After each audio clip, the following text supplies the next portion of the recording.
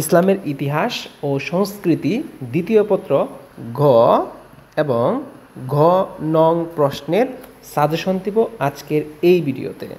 First time প্রশ্নের প্যাটার্নটা বুঝো, তারপরে প্রশ্নগুলা দেখাচ্ছি। যে প্রশ্নগুলা দেখাবো ওই প্রশ্নগুলাই খুব সুন্দর করে পড়ে যাবে। হ্যাঁ, তোমাদের এখানে মাত্র 4টি অধ্যায় দেওয়া হয়েছে। নাম্বার 1, ভারতে মুসলিম শাসন প্রতিষ্ঠা। নাম্বার 2, ভারত উপমহাদেশে মুঘল শাসন। নাম্বার 3, বাংলার ইতিহাস পাকিস্তান আমল।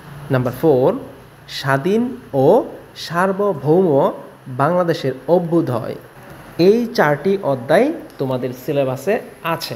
ওকে, এই 4টি অধ্যায় হতেই তোমাদেরকে 11 সেট প্রশ্ন করা হবে।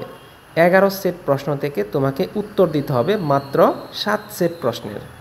যেহেতু এই 4টি অধ্যায় হতেই 11 সেট কোয়েশ্চেন আসবে পরীক্ষায়, সেই জন্যে তুমি এই 4 অধ্যায়ের মধ্যে যে অধ্যায় তোমার কাছে কঠিন মনে হয় সেই অধ্যায় ইচ্ছা করলে তুমি সৃজনশীলের জন্য বাদ দিতে পারো, কোনো অসুবিধা নাই। মাত্র 3টি অধ্যায় পড়লেও 7টি প্রশ্ন সৃজনশীল কমন চলে আসবে। আর এমসিকিউ এর জন্য তোমাকে প্রতিটি অধ্যায়ের এমসিকিউ পড়ে যেতে হবে। আমরা প্রত্যেকটি অধ্যায়ের আলাদা আলাদাভাবে তোমাকে এমসিকিউ পড়িয়ে দিব ইনশাআল্লাহ। এবার চলো আমরা সাজেশন ক্রিয়েট করি। ওকে, প্রথম অধ্যায় থেকে তোমার জন্য 3টি প্রশ্ন বেছে নিয়েছি। নাম্বার 1 যে কোয়েশ্চনটা, মুহাম্মদ বিন কাসিমের সিন্ধু ও মুলতান বিজয়, এই যে ঘটনাটা, ওই ঘটনার কারণটা কি, এই ঘটনার ফলাফলটা কি, এই প্রশ্নটা অনেক বেশি ইম্পর্টেন্ট কোয়েশ্চনটা। ওকে, তারপরের যে কোয়েশ্চনটা, গজনির সুলতান মাহমুদ সামরিক অভিযান ও চরিত্র ও কৃতিত্ব, এই কোয়েশ্চনটা পড়বা। থার্ড হলো মুইজউদ্দিন মোহাম্মদ ঘুরি, এই যে দেখো মুইজউদ্দিন মোহাম্মদ ঘুরি উত্তর ভারতে মুসলিম শাসন প্রতিষ্ঠা, চরিত্র এবং কৃতিত্ব। এই 3টা প্রশ্ন প্রথম অধ্যায় থেকে গ এবং ঘয়ের জন্য ভেরি ইম্পর্টেন্ট। আর জ্ঞানমূলক অনুধাবনমূলক প্রশ্ন আমরা রেডি করছি, দিয়ে দিব ইনশাআল্লাহ।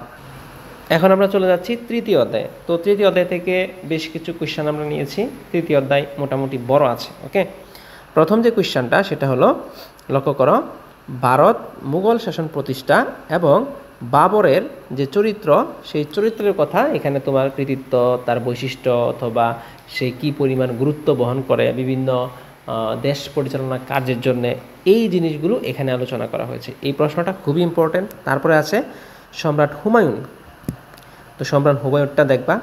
তারপরে আছে শের শাহ, ওনার শাসনামল কেমন ছিল এবং ওই সময় উনি কী কী কাজ করেছে, এগুলা পড়বা। এগুলা পড়তে কিন্তু খুব একটা বোরিং ফিল না, কারণ এগুলা ইতিহাস।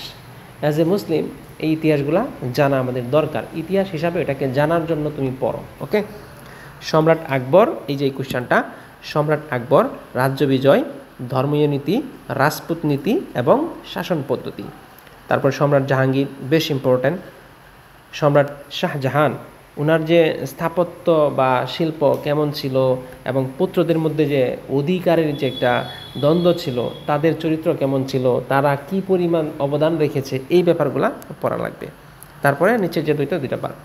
তো আমরা চলে যাচ্ছি আমাদের 5ম অধ্যায়ে। ওকে, তো 5ম অধ্যায়ে দেখো প্রথম যে কোয়েশ্চনটা, এই কোয়েশ্চনটা অনেক বেশি ইম্পর্টেন্ট। এই যে ভাষা আন্দোলন নিয়ে যে কোয়েশ্চনটা, যে বাঙালি জাতীয়তাবাদী চেতনার যে একটা উন্মেষ, এই ব্যাপারটা খুব ইম্পর্টেন্ট। ওকে, তারপরে যুক্তফ্রন্টের যে একটা আলোচনা আছে, এটা মোটামুটি ইম্পর্টেন্ট, অত বেশি ইম্পর্টেন্ট না, কিন্তু এইটা ইম্পর্টেন্ট। এই যে পূর্ব বাংলা প্রতি পশ্চিম পাকিস্তানের যে একটা বৈষম্যমূলক নীতি, মানে কাউকে বেশি দেওয়া, কাউকে কম করা, মানে কম বেশি আর কি, অর্থাৎ উঁচু নিচু ভাব আর কি একটা, এইটা খুবই ইম্পর্টেন্ট।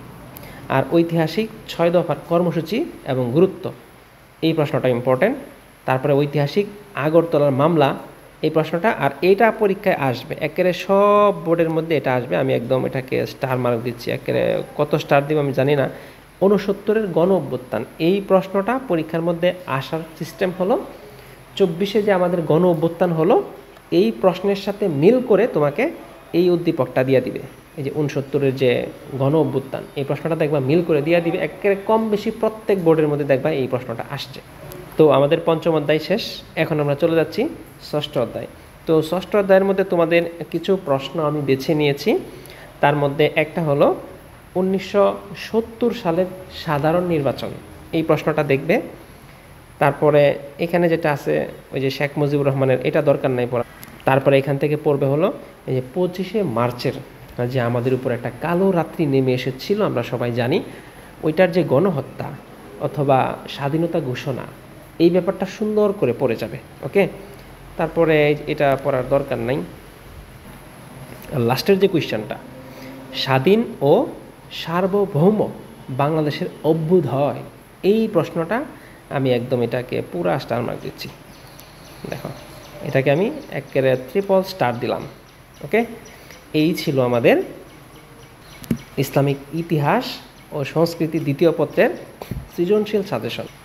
এমসিকিউ এবং অনুধাবন এবং জ্ঞানমূলক সাজেশন শীঘ্রই আসছে, মানে আজকের মধ্যে ইনশাল্লাহ চলে আসবে। ওকে, ধন্যবাদ সবাইকে। আর যারা আমাদের চ্যানেল এখনও সাবস্ক্রাইব করো নাই, পেজ ফলো করো নাই, ফলো করে রাখো, কারণ আমরা সবগুলো সাবজেক্টের সাজেশন দেওয়ার চেষ্টা করছি, এতে তোমারই উপকার হবে। ধন্যবাদ সবাইকে।